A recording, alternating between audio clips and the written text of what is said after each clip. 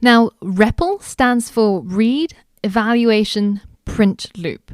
And it basically allows you to execute code in bite-sized chunks, just like what we did with the Chrome Developer Tools console inside Chrome.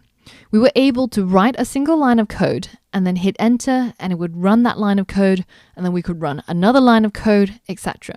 So by installing Node, we also install the Node REPL.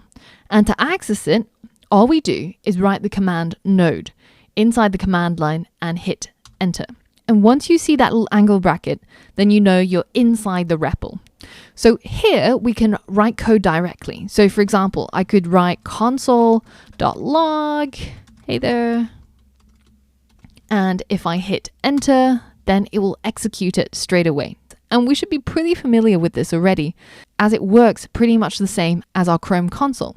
So we can also execute other bits of code, for example, 3 + 5 = 8, or Angela space plus U will be my name, Angela U, as a string.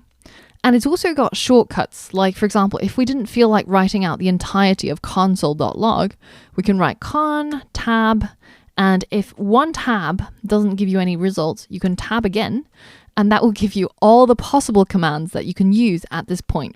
So you can use console, constructor, continue.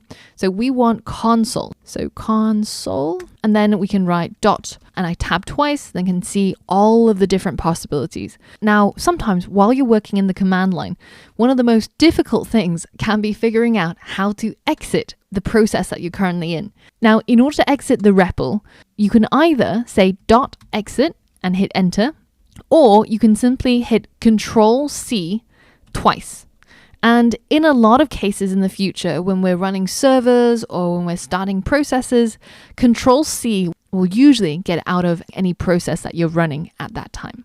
And if you wanted to clear your console, you can simply just write clear, and that will delete all of the previous commands. Now, that was a little brief intro into what you can do using the Node REPL. Now, in the next lesson, we're going to look at how you can use some native Node modules, so packages of code that's been bundled into Node that we can use to make our lives easier and to perform some really simple functionality. So for all of that and more, I'll see you on the next lesson.